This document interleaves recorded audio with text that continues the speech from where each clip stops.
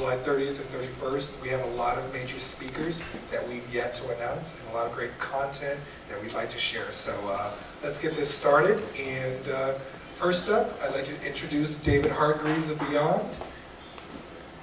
And claps. And Steve Barrett of PR Week. And I will let them take it from here.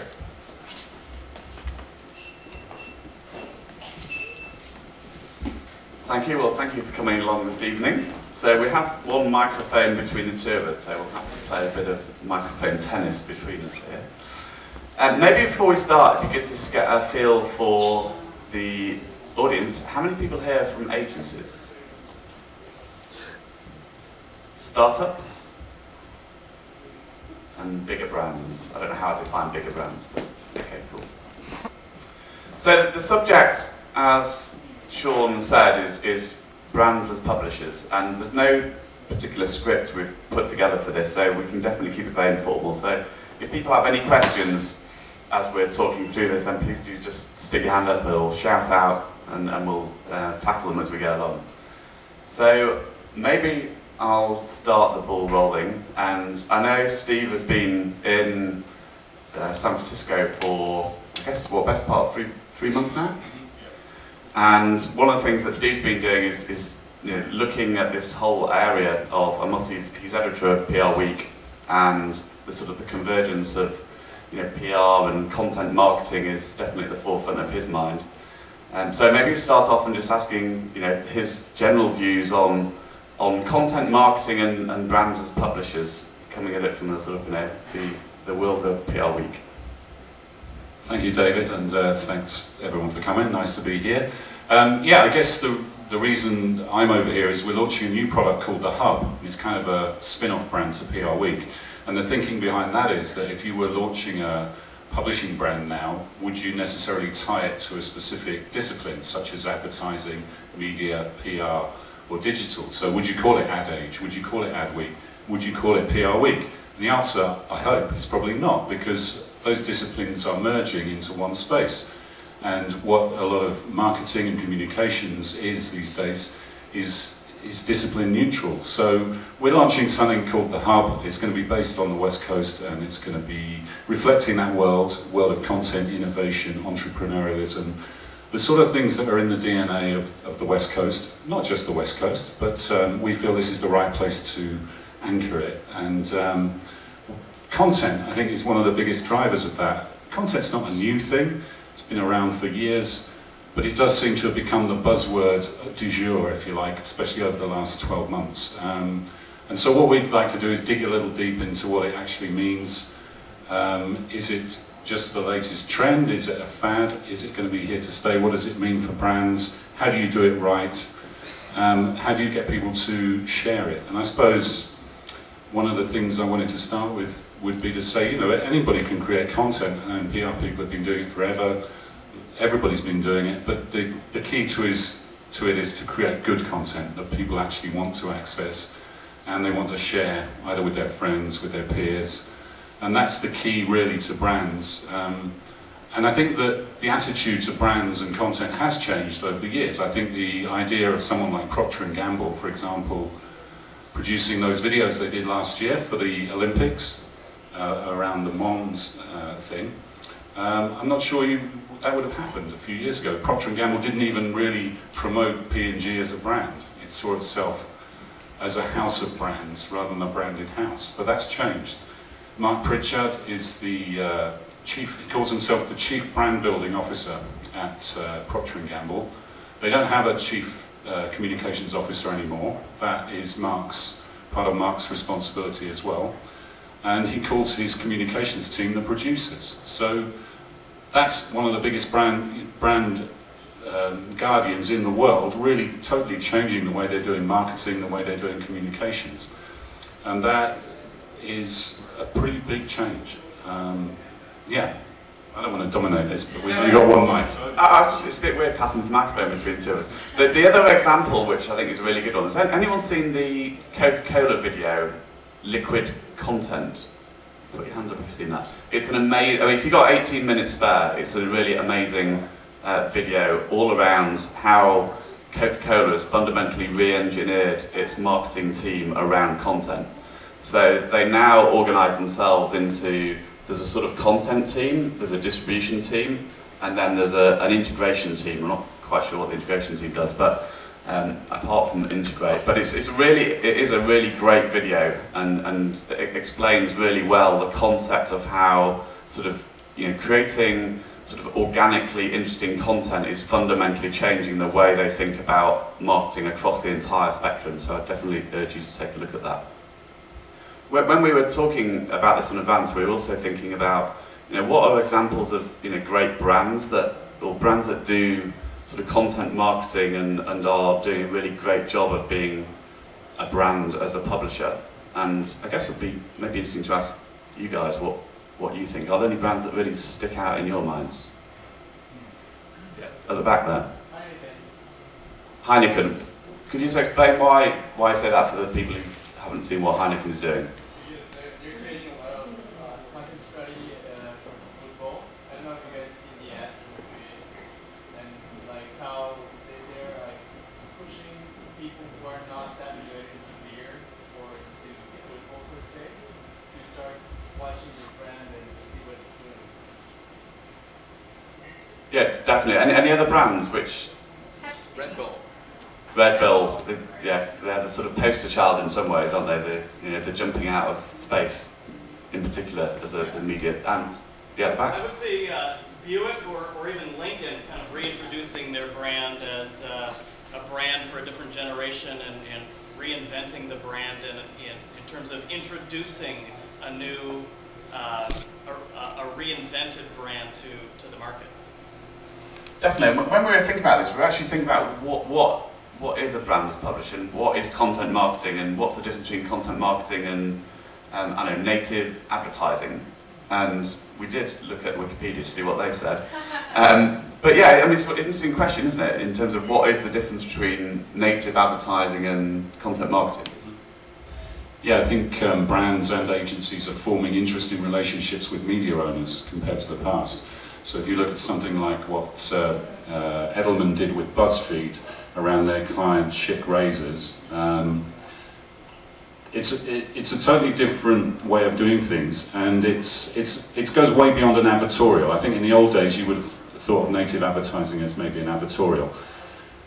It's more than that. But having said that, there are lots of different definitions, and someone like The Atlantic got in a bit of trouble recently. I don't know if you saw that one with the Church of Scientology, where they published an article from the church on their website, and it kind of got through their editing systems, and it was published as, you know, without any changes. And I think media owners have to be a bit careful with that. So content isn't always, some of these partnerships are still in their very early stages, and media owners and brands are working out how to, I mean, I suppose the Church of Scientology would say they did rather well out of that for their brand. I'm not sure the Atlantic brand did so well. But that was more just a pure advertorial. Native advertising, which people like BuzzFeed, Mashable, Gawker are certainly leading the way, and the Atlantic, is really working with brands and their agencies to come up with interesting content ideas and ideas that are going to get shared. Because the thing we talk about a lot at PR Week and at the Hub is peso, so that mix of paid, earned, shared and owned media.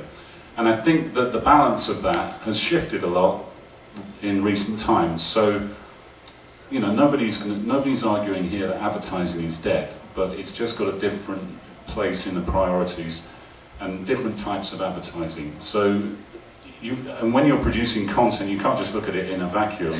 It's part of that whole process. So how do you, the owned content is the content part, but then how do you get people to share it? How do you get coverage for it, the earned part? And then what paid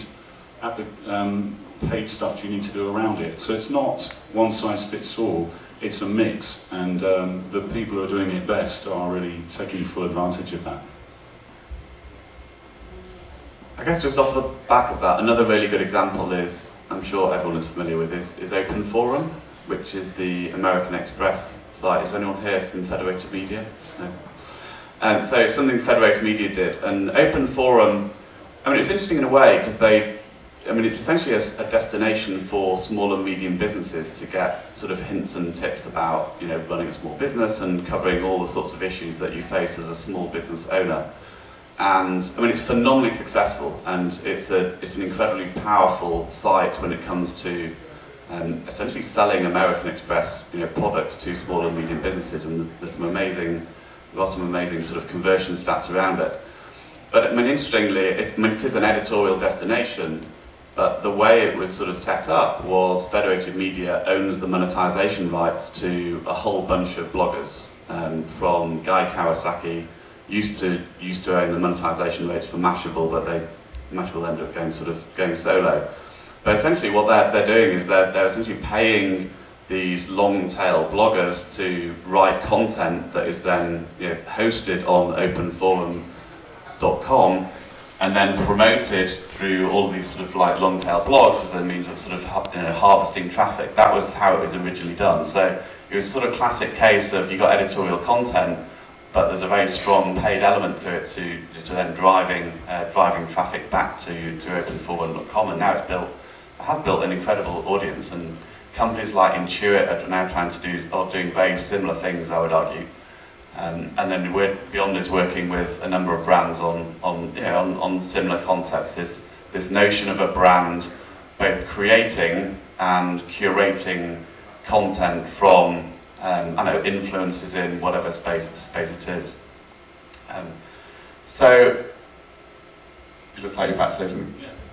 I was just going to say that I think one of the important things to think about when assessing content is it might be great content, but what's the actual benefit to the business? You know, what is the benefit to the brand at the end of the day? It's the eternal conundrum for communicators, PR people, measuring the impact. So, and if you're going to sell that into the CMO or the C-suite or the CCO, then that has to be a big thing to bear in mind. So, I'm thinking of a piece we did recently on Target and talking to their CMO, and he's definitely coming from the point of view that content is leading. So they've got blogs, they've set up that they're investing a lot of time in that you can look behind the scenes on their collections, on their marketing, on all sorts of things relating to shopping.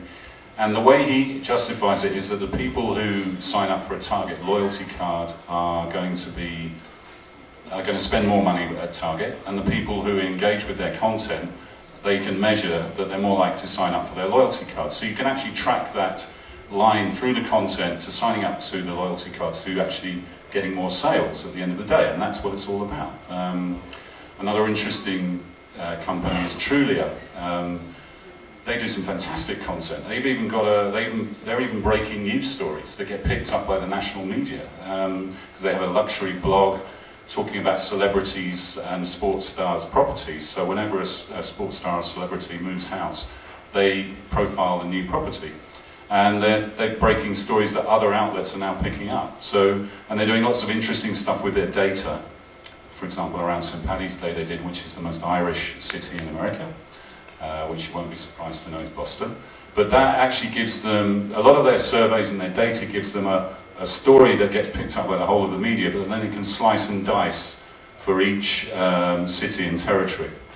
And what does that do for Trulia? Well, it just builds their brand, and they can track that, the traffic and the engagement from their content through to engagement with their services and then through to the bottom line. So it's very important to always bear that in mind with your content, that it's got to produce results at the end of the day. Anyone can do content, but doing great content that produces results, that's really the what everybody's aiming for.